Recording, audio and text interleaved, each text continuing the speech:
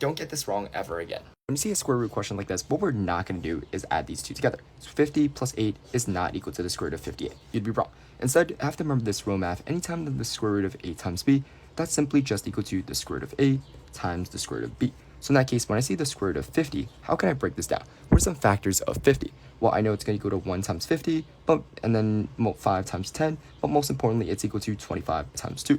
So the square root of 50 is equal to the square root of 25 times the square root of 2. 25 times 2 is 50, and the square root of 25 is just 5 times the square root of 2, which is 5 root 2.